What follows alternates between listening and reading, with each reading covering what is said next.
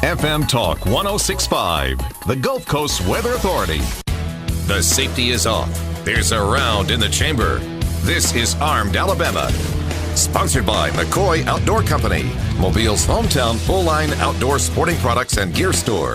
An interactive talk show discussing self-defense, product reviews, shooting tips, safety, and more. Your calls, comments, and texts welcome at 343-0106. Now, here are your hosts, retired judge and certified NRA instructor Rusty Johnston and certified NRA law enforcement instructor Adam Strange. They're gonna pry these guns right out of my hands when they come to take them away. I believe in the rights that my fathers gave me when he signed the Constitution that day. No misguided president or crooked politician with a greasy pocket be spared. When the hard-working man gets tired of your cry, it's gonna rain wrath, beware. Don't tread on me, I'm American free. You're not gonna take it away. I stand up to fight for my freedoms and rights. That's a price you'll have to pay. Don't tread on me, I'm American free. Red-blooded to the core. You ain't ever had a fight in your life like the fight that you're itching for. Good evening. This is Judge Rusty Johnston along with Adam Strange, and we have sitting in with us Matt Green because we have a special guest tonight on the Armed Alabama show. We have Dick Heller. If you remember about 10 years ago, and it's hard to believe it's been that long, hasn't it, Matt? Yes, 10 sir. years. 2008. June 26th, Supreme Court ruled in the case of, up there it was actually named District of Columbia versus Heller because they appealed it, but they ruled that the Second Amendment was not a collective right, that you had to be a member of a fictional militia to have that right. They held that the Second Amendment was a personal right that every American has, and he was the plaintiff in the case. Every other plaintiff got knocked out, and Dick is a longtime gun activist, and we're going to look forward to talking to him. That'll be in about 10 minutes or less. Thank you for tuning in tonight. Our call and text number, and wait till Dick comes on. Texting is probably a better way to get a question in, because he and I tend to talk about a lot of things. But the number here at the station is 251-343-0106. You can listen to us on Facebook, or watch us and listen on Facebook at Armed Alabama Radio, FM Talk 106.5, or online you can listen to us at www.armedalabama.com or at the FM Talk 106.5 WWW radio station. Our T-shirts are on sale on the website. You can just go to the website that I just gave you, www.armedalabama.com. And, of course, we wouldn't be here if it wasn't for our sponsors, and that's McCoy Outdoor Company, and they're at 3498 Spring Hill Avenue, Mobile, Alabama, and they're online at McCoyOutdoorCO.com. And you can also see them on Facebook, which is McCoy Outdoor Company, opens Monday through Saturday, 9 to 6. And Dr. Justin Foster, and he's out at the Foster Chiropractor of Tillman's Corner at 4400 Rangeline Road, Suite B in Mobile. And you can see him at fosterchiro.net or Facebook, Foster Chiropractic of Tillman's Corner.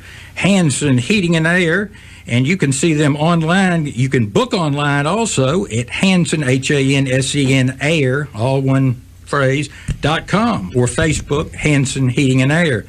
And our Ace Hardware stores, consisting of Spring Hill Ace Hardware in the Spring Hill Village Shopping Center, Moffett Road Ace at 7380 Moffett Road, and Creola Ace Hardware and Lumber on US 43 in Creola.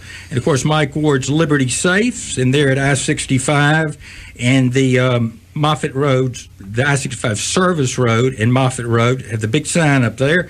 See them online at www.mwliberty.com or Facebook, Mike Ward's Liberty Safe. And we have Law Office of Matt Green, and he is on 501 Government Street, Mobile.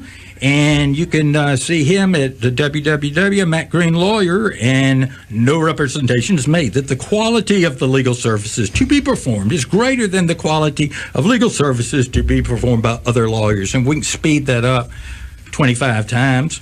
personal injury lawyers, the Moore Law Firm, and that is Stephen Moore and Frederick Moore, and you can see them at www.moorelawfirm-al.com. And remember, it's kind of like the blog that counts as a newspaper here at al.com. It's not associated with them. Or you can call them at 251-445-7602. And unlike some ads we've heard elsewhere, they're here in Mobile. You don't have to call an 800 number.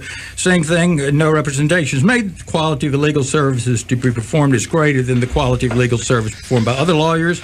But I know both him and Matt in their respective fields. Steve is personal injury. You get hurt, talk to him, no matter whether it's a car wreck, a products liability, anything, dog bite. And the next week, we're going to have a new sponsor, and that is Hunter Security. And they do burglar alarms, they do cameras, doorbells. You've seen those things. We had one at the courthouse. Those are kind of neat. So we look forward to having them. You can check them out before next week, though, at www.huntersecurity.net. 3 of our sponsors are up for the Nappy Award, y'all. And that is McCoy Outdoor, and I can't remember where they call it, Outdoor Store. They don't call it Sporting Goods anymore.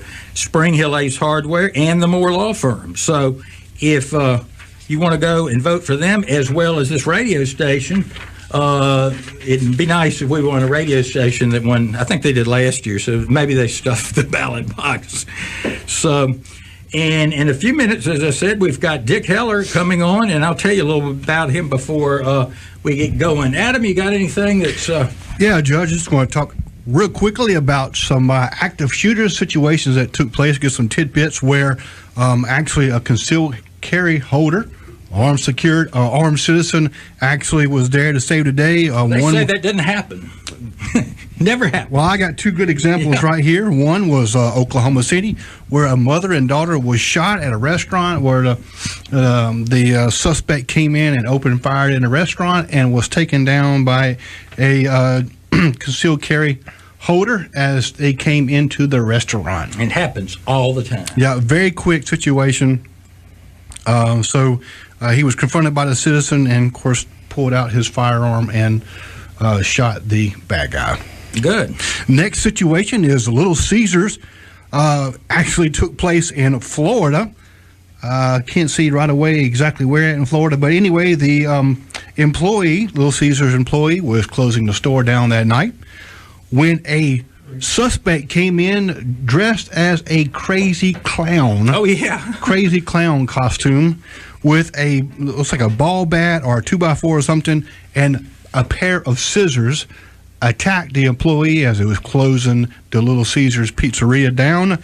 The employee promptly took out his firearm and dispatched the crazy clown. Good. You know, pizza places and pizza delivery guys are subject to a lot of violent crime. They really are. And that was like, you don't hear a lot about it too much anymore, but man, just, 5 to 10 years ago. Rob them when they come in deliver a pizza. Yeah, and I think if you was to hear something like that, you would probably hear some mock attacks or something like that. It always seems like those, once they come up, they're in the news. Yeah, a good bit. I know I had a number of them. I had a guy rob one of I think it was a pizza store, the Samurai Sword. Yeah. Pretty strange. And Judge, just another tidbit of information. This year, the 2018, there have already been 16 school shootings. Here we are, we're not even in June yet. People have got to remember is the deaths from school shootings. See, those weren't all mass shootings. If you look at them, right. Some of them are somebody cleaning their gun. Some of them they include colleges, that list, in a college-owned apartment off campus, cleaning their gun. It goes off and hits their roommate. Not killed, but they count that as a shooting. As a shooting. Yeah. If you talk about mass shootings, 4 or more victims, or active shootings, I think there have been 2. It's the one in Texas and the one in Florida. Yep, in Florida. Yeah.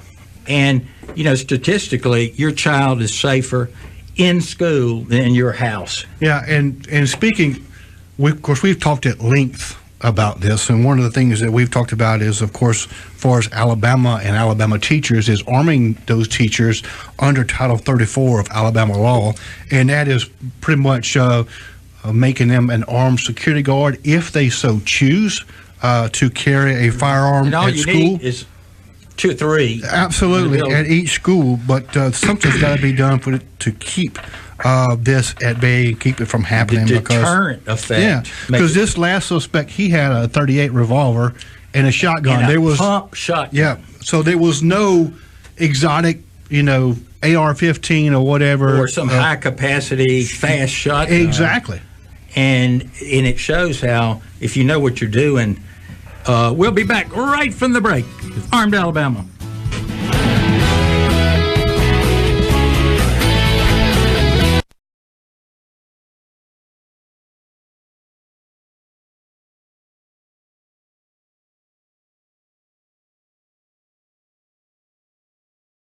Armed Alabama. Ladies and gentlemen, we're going to bring on the phone and there in just a second Mr. Dick Heller. He has been fighting for our rights, Second Amendment rights, since at least 1976 and maybe before that. He is the plaintiff in the premier case, the Supreme Court case of Supreme Court of District of Columbia versus Heller. It's really Heller versus District of Columbia, but they appealed it. But it's still taking him 3 federal lawsuits before the District of Columbia wrote their ordinance in such a way to be constitutional, because they threw every legal obstacle up. But without further ado, let me bring Dick on. Dick, are you there? Judge Rusty, yes, I'm here, sir. Glad to talk to you. Great. Yeah, we were talking today, folks, about this case is 10 years old, end of June. It's hard to believe. And it's taken him almost that long before, or the citizens that long, that they could keep a firearm in their home because District of Columbia was so obstructionist. There are 3 of your cases, Dick, that have kind of gone through, because we're up to informally calling it Heller 3, I think. Well, interestingly, you're the first host that ever was aware that there were 3 cases. Well, what is so strange is I even labeled a file on my computer Heller 3, I think, before there was one, just because they were so obstructionist. It's incredible. Dick, why don't you just give them a synopsis of how you got interested in this, and then the time it took, kind of getting lawyers involved, and then what it was like, because your name's the one out there. And they're like crazy people. Can I change the perspective? Yeah, please. It wasn't how I got interest. It's how I got angry. There you go. There you go. I was an aside. I was doing a talk once at a college, and someone said, "Well," I said, "I don't know how the idea came up," but I said, after we succeeded, I said I had to look backwards and say, what in the world did we do to accomplish such a mission?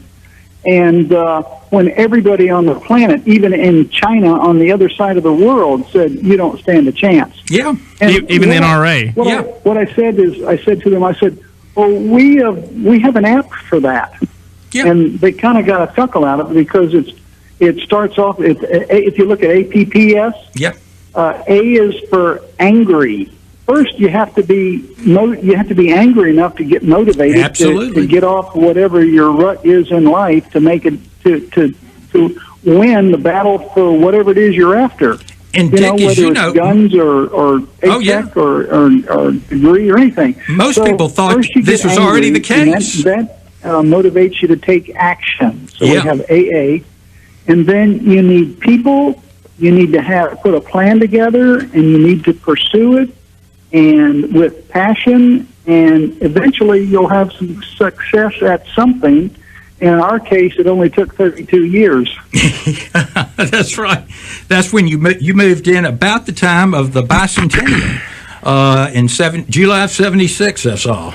Which, of course, remember all that. Interestingly, yes, is about 200 years to the week of the signing of July 4, 1776 Declaration of Independence.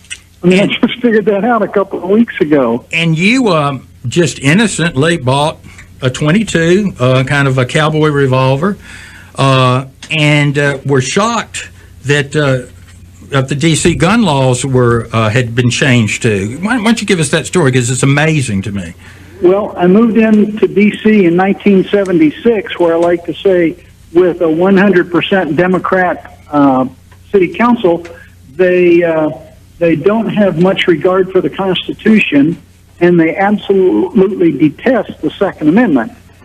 And so back in 1976, there were no gun laws, so to speak, anywhere. So I said, golly, Matt Dillon's got this big bunt line. I could have one of those. I was a youngster, 28 years old, I don't know, something like that.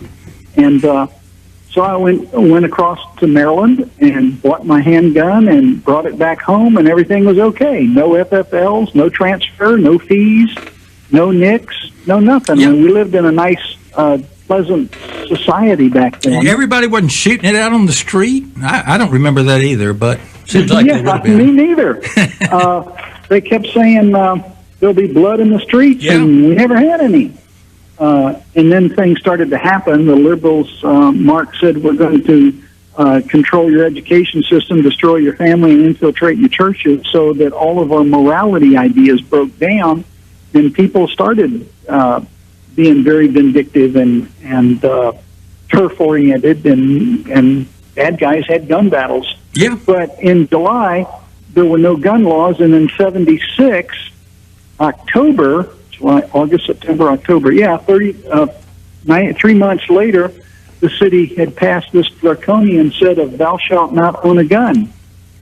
And that's what sort of made me angry. And kind of cut through it all, you could not have a working firearm in your home for any purpose. I can't remember the opinion. Could you have it? Because I know one of the justices asked about in unloaded, but with a gun lock on. Wasn't that one of the ways you could keep one?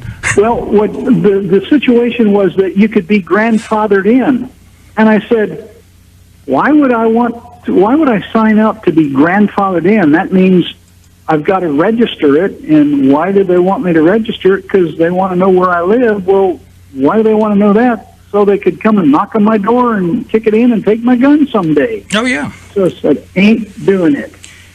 Dick, that's exactly what happened in New Orleans after Katrina. People say it can't happen. It did there. During Katrina, yes. We had the author of the book, that the Great New Orleans Gun Grab. It wrote a great book about it. If you hadn't read it, read it. Gordon Hutchison. And it was worse than I even thought it was. I mean, his book is so much better than what everybody knows. But they really needed their weapons there. So at some point, I mean, you were doing a lot of research on your own way back when a lot of people thought, probably me, the Second Amendment applies. Well, it doesn't unless the Supreme Court says it does. And so, it's like one of the justices said, the Constitution is what we say it is. Well, that's a pretty arrogant thing to say, but that's what they think. So you got to play by their rules right now. But you did a lot of research. You had a friend involved, and over the years, you finally were mad enough that you got people involved in it, and lawsuit was filed, and that's basically how it went. Well, it goes deeper than that. I had an Olympic shooter move into back when I was single. Took a housemate who's an Olympic shooter and a doctor. Mm-hmm. And the funny story is he says, "Okay, I'm all moved into my room." He says, "What should I do with my guns?" And this shows you how, when words mean what people think they mean at the time. Yeah. And he says, "What should I do with my guns?" Plural. And I said, "Well, what kind of gun is it?" And he says, "I have a trunk load of guns." And I said, "Yeah, right." And he says, "No, seriously, I'm an Olympic shooter. I've got a trunk full of guns in my car."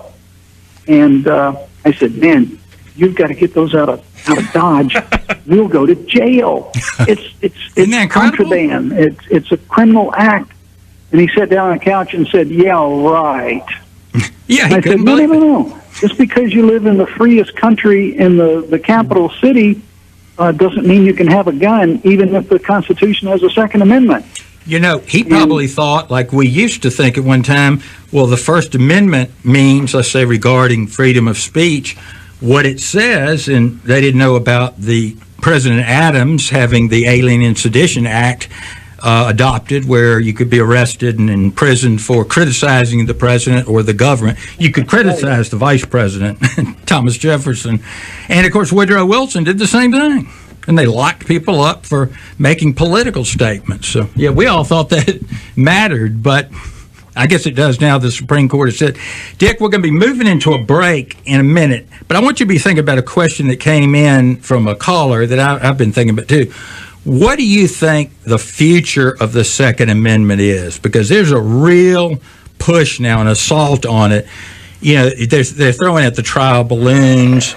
But even worse, we've got some of these federal courts actually ruling, lower courts, and it'll get to the circuit courts. Well, the Second Amendment doesn't apply to Colt AR-15s and those nasty black rifles, so they're trying to whittle it down. And just be thinking on that. And we're going to step into a break. And if you do have a question, it's probably easier to text us at 251-343-0106. Ask Dick a question. We'll see if we can get to it. And we'll be back after the break. Remember, we're on Facebook Live. And, Dick, you can look at that later. It'll be stored on there. And you just put in the search box, Armed Alabama Radio, FM Talk 1065, and it'll get you there. And it's named that because we're on FM Talk 1065 in Mobile, Alabama. But we got people from Florida listening and Mississippi listening. You know, we're in that little bottom part of Alabama that at least the panhandle of Florida hits in the bottom of Mississippi. But we'll be back after the break, folks, with more of Dick Heller.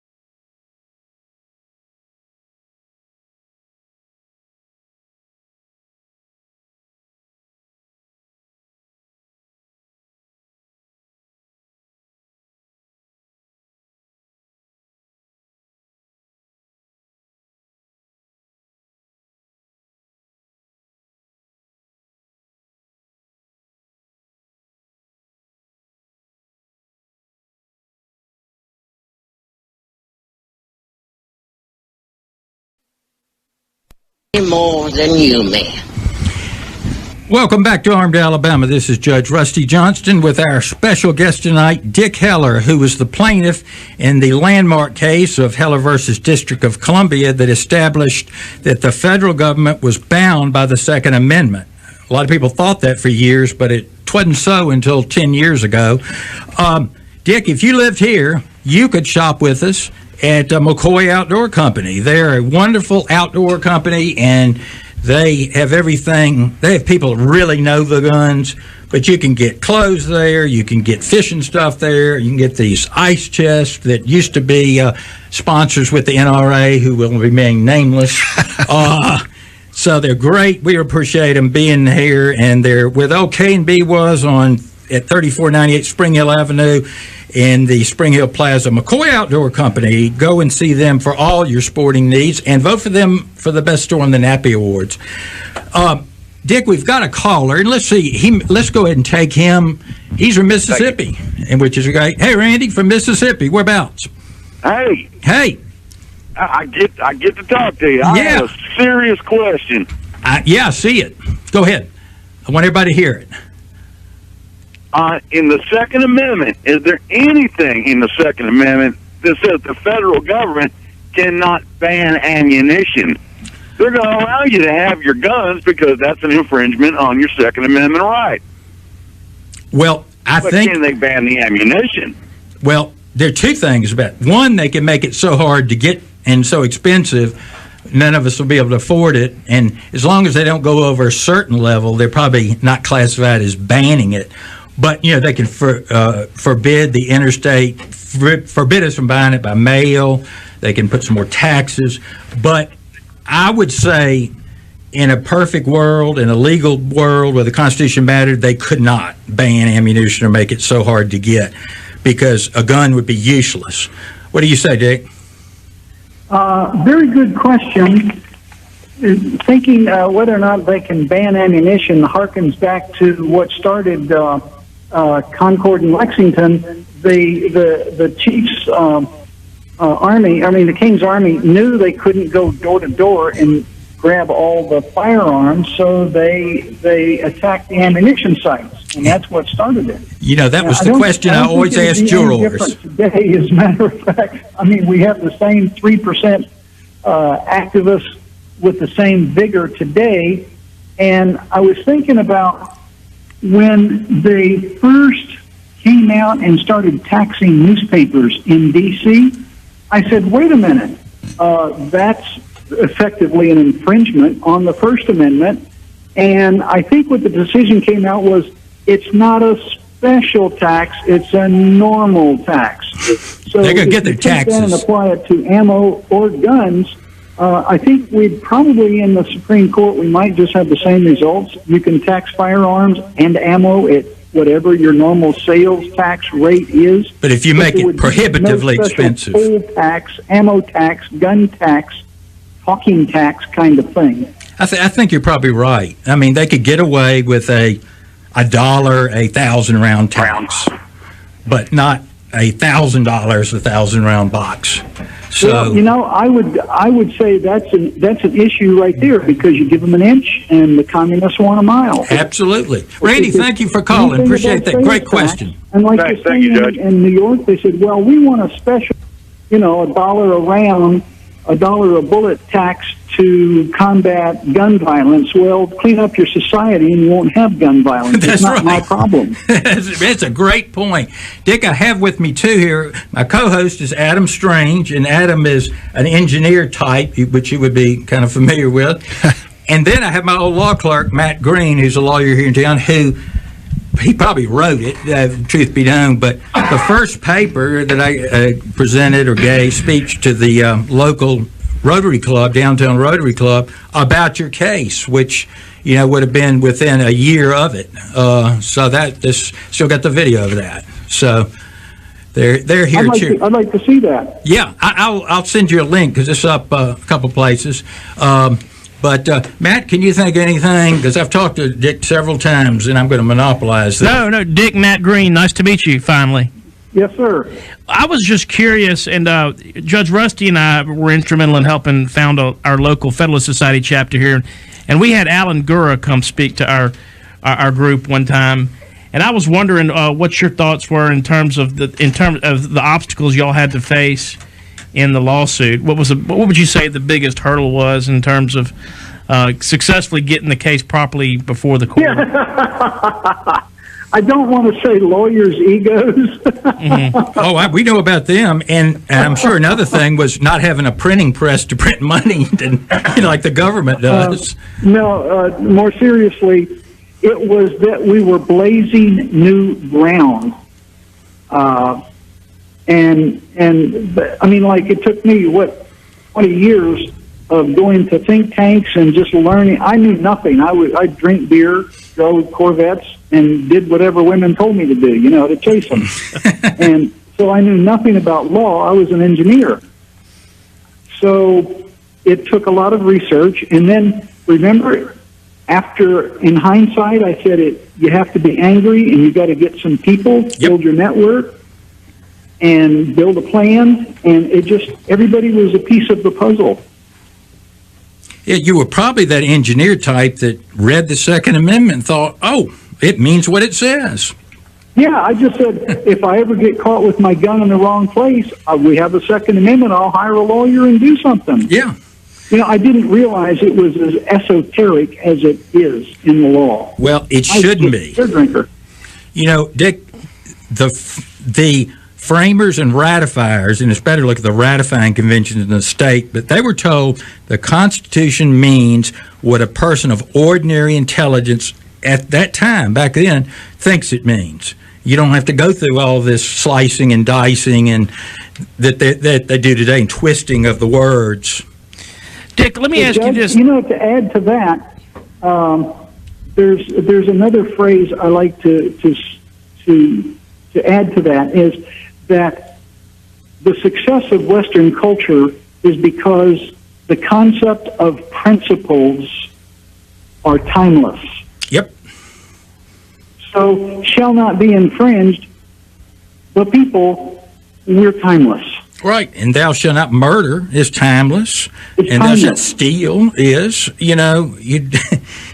we would.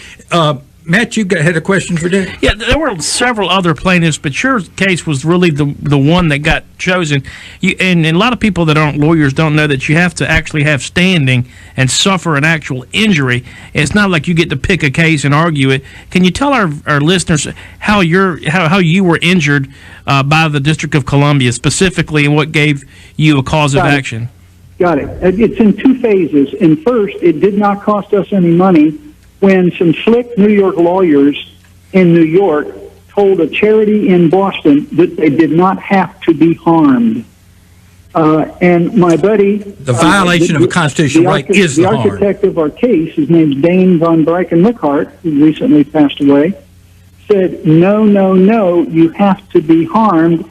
And the slick New York lawyer said, oh no, just the fear of being arrested or charged is sufficient. So the slick New York lawyers cost that Boston charity $1 million something in their bad perspective on standing. So when it came to our case, it all boiled down to nobody had standing, and Dane said, Dick, you go down and you attempt to register your gun. And two parts of this story. So I went down and to the gun registration unit of the Metropolitan Police Department, and I said, I'd like to register my gun. So he assumed it was a rifle. So I filled out the form, and he walks over and says, okay, let's see what we have here. Oops, this is a pistol. Oh, no, not a pistol. This is a handgun. I said, well, yeah, I'm a cop. He says, it doesn't matter. You can't have a handgun of your own. So I said, I'm just an engineer. I don't know much about law. Could you write that regulation down? So he looked it up and wrote it down on the form for me. And I said, I just am bad with names. Could you write your name and phone number down on there for me? That should defend it. So I take this form, he returns it, I take it, fold it up 3-part, and stick it in my breast pocket. and I'm furtively walking out of the registration unit like I just robbed the bank. You know, I hope I don't get caught. And the guy says to me, he says, "Oh, by the way, good luck with your case," or whatever. And I'm saying, how in the hell does he know? That's great. And he says, "I'm the NRA." Wow. So I tell people there is a gun god. There is a Second Amendment god. And then what happens is the judge had thrown all 6 of us out. So Alan says, "Your Honor, there's some legal phrase they use there. I'd like to interject a piece of evidence that we had not submitted before." Judge Urbina said, in the legal best interest of the citizen, I will take a look at your evidence. Wow. And so the bottom line was, he said, Mr. Heller, the key phrase, exhausted all administrative remedies. Amen. Yep. Therefore, he was harmed. Heller alone has standing. Thank goodness. Dick, we got another break coming up. And folks, if you have a question, call or text us at 251-343-0106. Have several texts. Dick, we'll try to get to them when we get back. What a great story. We'll be back with more of Armed Alabama with Dick Heller in about 3 minutes. I'll see my friend Steve Moore at the Moore Law Firm, and he is on 8 North Dearborn Street, or you can go to his website, www.moorelawfirm-al.com. Dick, the question that was put on this site from a great listener of the show was, what do you think the future of the Second Amendment is? What, is coming under attack? And you're right in the battle all the time. My opinion is that we have basically won the war. Now we're fighting backfire skirmishes because the Scalia decision stands. The Brian Wren's decision stands for concealed carry. Yeah. And I think what I'm seeing, all we really need is 2 more Scalias and Gorsuches, and then we can tamp the Second Amendment, tuck it nicely into bed for another couple of generations. Yeah. What I really see happening by the left is, if you look at the First Amendment, you can look at the things that they've done to religious organizations against their spiritual morality and values. Yep. They've attacked the press and freedom of speech. There's this PC, political correctness, right, is really speech control. Yep. It's mind control. It's more than propaganda. It's mind control. And in associations, if you belong to a Second Amendment organization, you're evil. They're just petitioning the government. The government doesn't listen to anything you write. You have to take them to court. And the absolute absurdity was the flyer that they floated a few years ago from the Department of State, trying to promote the idea that you could not write on the internet anything about firearms technical. Yeah. And once that would happen, then you could no longer sell firearms or ammo on the internet, or advertise or anything, or promote your gun show. And how is that any different? I see the real threat is coming from the First Amendment to squeeze the Second Amendment. Yeah. But our horse is out in front of the race right now. Well, you see that with the YouTube especially and Facebook, to where let's squeeze every gun education video when is dangerous, when they have, you can find ISIS on there and all these terrorist groups. Yeah, but we're dangerous. Well, eventually the marketplace will just drift away from there. It's I've talked to people about having our own gun face or something like that. Yeah. A gun book equivalent. Yeah.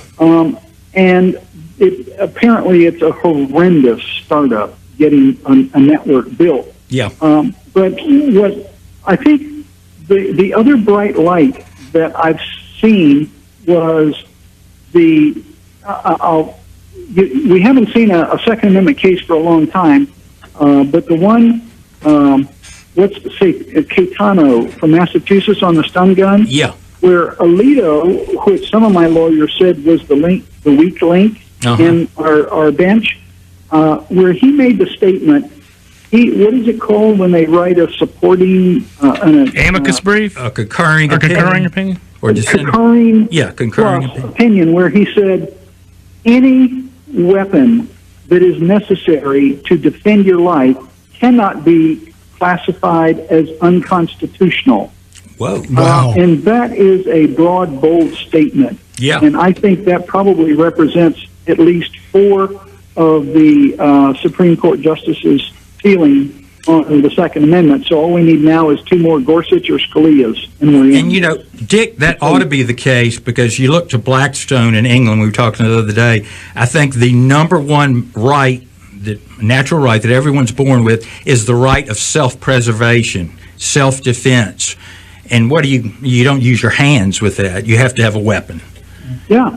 Okay, how about that other question? They go after an AR, and more people are killed with hands and feet and fists than there are with AR rifles. That's right.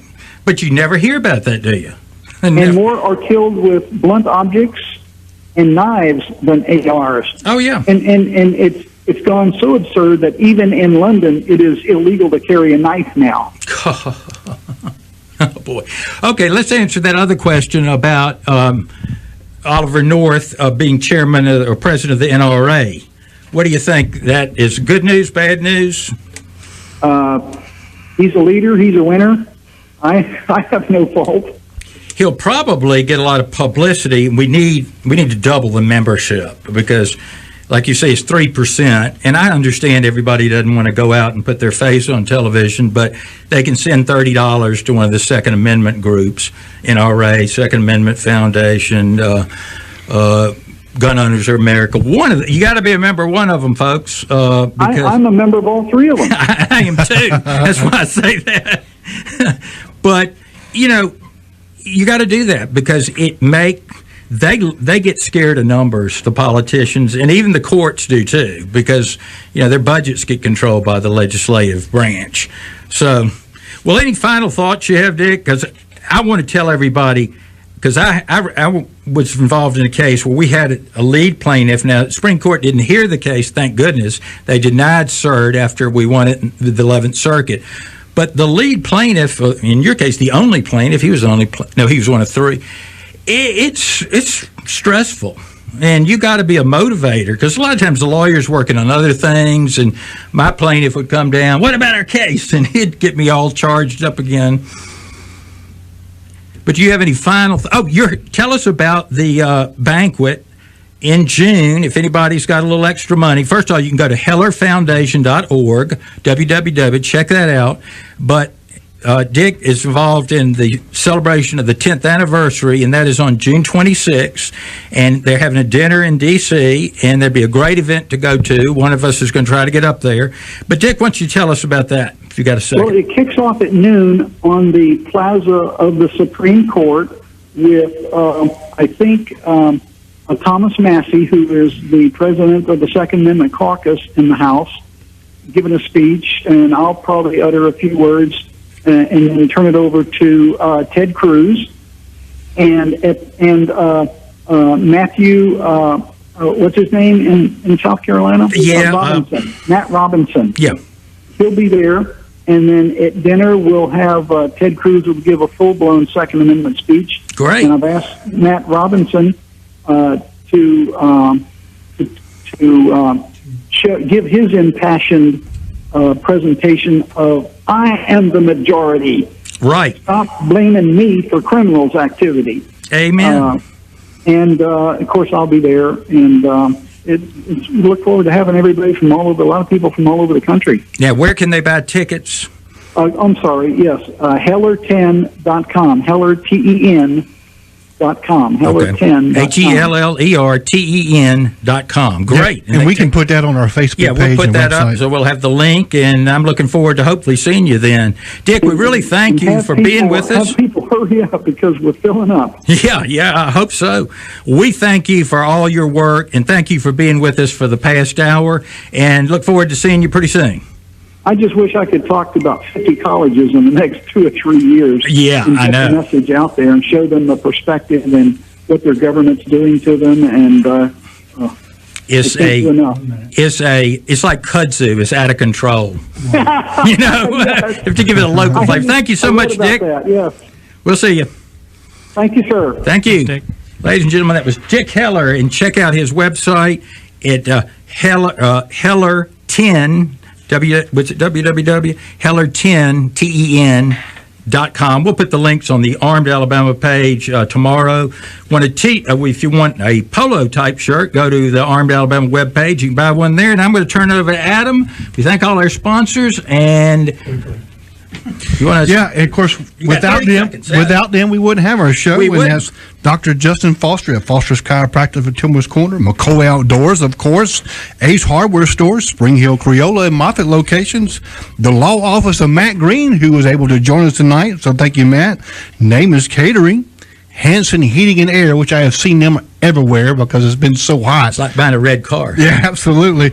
Mike Ward's Liberty Safe and more Law Firm. And, of course, coming up is Hunter Security. So we'll see them next week then. Take care, folks.